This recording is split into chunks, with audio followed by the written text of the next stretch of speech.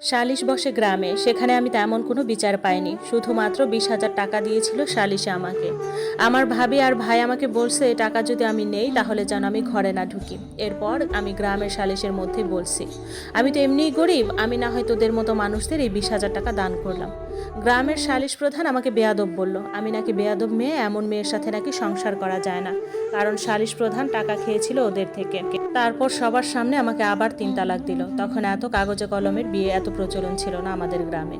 আমার জামা কাপড়গুলোও দেয়নি, কিছুই দেয়নি। উল্টো আমাকে আর আমার ভাবিকে বলল আমরা চরিত্রহীন, আজ গরিব বলে বিচার পাইনি। উল্টো আমার শ্বশুরবাড়ির মানুষ বলল আমরা জারদ সন্তান, আমাদের বাপেরও পরিচয় নাই। সত্যি আমাদের পরিচয় নাই, আজ পর্যন্ত বাপের কিছুই পাইনি, পরিচয়টাও না। যাক, সব আমাদের নসিব। সালিশ শেষে চলে আসলাম। একই গ্রামে থাকতাম আমরা, এবং আমাদের ঘর থেকে ওদের ঘর ছিল এক পুকুর এর এপার আর ওপার। আমার যাদের ঘর, আমাদের ঘর থেকে হেঁটে গেলে 10 মিনিট লাগতো।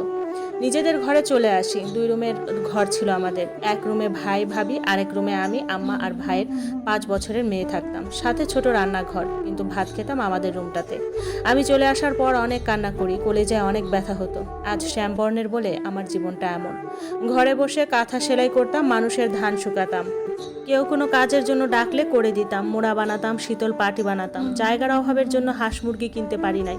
ভাবি খুব আদর করতো আমাকে। আমাদের কোনো আত্মীয় স্বজন ছিল না যে কারো বাড়িতে বেড়াতে যাব। আমার জন্য তখন বিয়ের প্রস্তাব আসা শুরু করলো। বয়স্ক লোক আসতো বেশি। আমার মা আমার ভাবিকে অনেক বকা দিত, কারণ আমার ভাবি এসব বয়স্ক লোকদের কাছে বিয়ে দিতে চাইতো না বলে। কিন্তু মা বলতো এই জামাই তালাক দেওয়া বেডির জন্য রাজপুত্র কই পাবি। এইসব নিয়ে ভাবিকে অনেক গালাগালি করতো আম্মা, কিন্তু ভাবি বলতো বুড়া বেটার কাছে কেন বিয়ে দিব, দরকার হলে ঘরের পালা বাঁধবো। এরপর মধ্যে ভাবি অনাকাঙ্ক্ষিতভাবে আবার গর্ভবতী হয়ে যায়। ভাবি অনেক অসুস্থ হয়ে যায়। আমি ঘরের সব কাজ করতাম, ভাবিকে শুধু হাত ধোয়ায় ভাত খাওয়াতাম, কিন্তু উনি টুকিটাকি করতে চাইতো।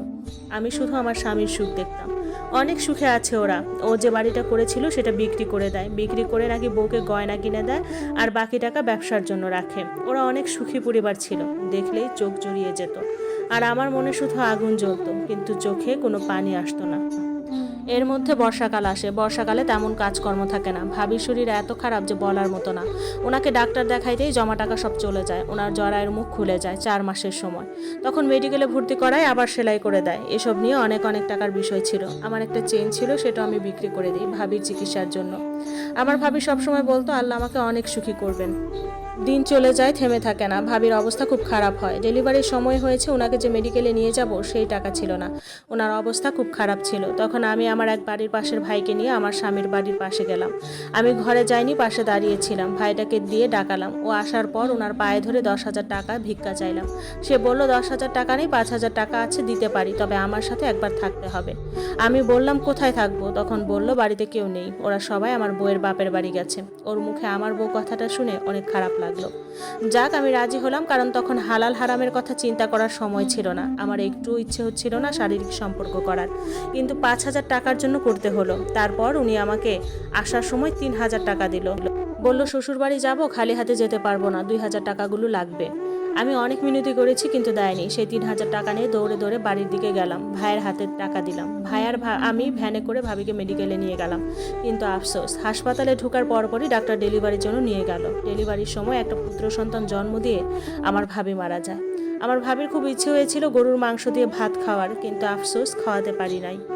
হাসপাতালে বিল আসলো 6,000 টাকা। পুরো টাকা দিতে পারছিলাম না বলে আমার ভাবির লাশ আর ছেলেকে দিচ্ছিল না। পরে হাতে পায়ে ধরে গ্রাম থেকে চাঁদা তুলে 5,000 টাকা দিয়ে ভাবির লাশ আর ছেলেকে আনলাম। ছেলেটা খুব কান্না করতেছিল, আমার চোখে যেন পানিরা বিদ্রোহ করেছে, তারা আসতেছেও না। পরে গ্রামের চাঁদার টাকা দিয়ে দাফন কাজ শেষ হলো। আমার ভাইয়ের ছেলেটার জন্য যে দুধ কিনবো সেই টাকাও ছিল না। পরে ঘরের কলসি বিক্রি করে 17 টাকা দিয়ে 1 কেজি দুধ কিনি। অভাব যখন দুয়ারে দাঁড়ায়, প্রিয়তমার শোক তখন ভুলে কাজে বের হতে হয়। ভাবি মারা যাওয়ার 2 দিন পরে আমার ভাই কাজে যায়। ভাই কাজ থেকে ফিরলে বাজার আনে আর ঘরে আগুন জ্বলে। টাকার অভাবে ভাবির 4 দিন না কুলখানির মিলাদও পড়াতে পারি নাই। আমার ভাবি মারা যাওয়ার পর আমার শ্বশুরবাড়ির লোকজন বলে ভালোই হয়েছে, অনেক মুখ চলতো, দূর হয়েছে, ভালো হয়েছে। যাক, সেসব আমলই নেই না আমি। চাষ করে আর সংসার চলে না আমাদের। ভাই গ্রামের এক ভাইয়ের সাথে গেল শহরে রাজমিস্ত্রির কাজে। দিন 150 টাকা বেতনে। ভাই যাওয়ার পর সপ্তাহে 1 দিন বাড়িতে আসতো, আর হাতে টাকা পয়সা দিয়ে যেত যখন যা পারতো। ওখানে রাতে ফুটপাতে ঝুপড়ি ঘরে থাকতো কয়েকজনে মিলে। আমি ছেলে বাচ্চাটারে মায়ের কাছে রেখে মানুষের বাড়ি গিয়ে ধান শুকানো, মরিচ শুকানোর কাজ করতাম। যখন যে কাজের জন্য ডাকতো তখন তা করতাম। এর মধ্যে ভাইয়ের ছোট ছেলেটা নিউমোনিয়া হয়ে মারা যায়। টাকার অভাবে বাঁচাতে পারিনি, জন্মের 2 মাস পর মারা যায়। যাক, সব আল্লাহর হাতে। ও মারা যাওয়ার 7 দিন পর 5তলা বিল্ডিং রং করতেছিল আমার ভাই সহ আরো কয়েকজন মিলে। সেখান থেকে রশি ছিঁড়ে আমার ভাই সহ আরেকজন মারা যায়। আমার ভাই জায়গায় মারা যায়, মাথা ফেটে মস্তিষ্ক বের হয়ে যায়। আমার পরিবারের সবার বিদায় বেলা এসেছে। আমার শাশুড়ি গ্রামের অটায় ওনার অভিশাপে নাকি আমাদের জীবনগুলো এমন হয়েছে। ওনাদের অভিশাপ নাকি অনেক কিছুর সাথে সাথে ফলে যায়। আমার ভাইয়ের মৃত্যুর সংবাদ আমার মা সহ্য করতে পারে না, মানসিক রোগী হয়ে যায়। ঘরে দড়ি দিয়ে বেঁধে রাখতে হতো। দড়ি দিয়ে বেঁধে আমি কাজে যেতাম আর ভাইজিটাকে পাহারা দিতে বলতাম। একদিন কাজ থেকে ফিরে দেখি মা নাই। ভাইজি ছোট মানুষ, বাচ্চাদের সাথে খেলতেছিল। মাকে খুঁজতে খুঁজতে বাজারে গিয়ে পেলাম। এরকম প্রায় সময় মা ঘরের বাইরে চলে যেত, উধাও হয়ে যেত। পরে খুঁজে বের করতাম। মা পাগল হোক আর ছাগল হোক, মা তো মাই, তাকে তো আর ফেলে দেওয়া যায় না। এভাবে বছর পার হয়, মা আর সুস্থ হয় না। রান্নার জন্য পাতা আর লাকড়ি খুঁজতে আমার ভাইজি জঙ্গলের দিকে যায়। যেখানে একটু গাছপালা বেশি সেখানে একটা সাপে কামড় দেয়। আমি মানুষের বাড়িতে কাজে যাই। সকালের দিকে খবর পাই আমার ভাইজিকে সাপে কাটছে।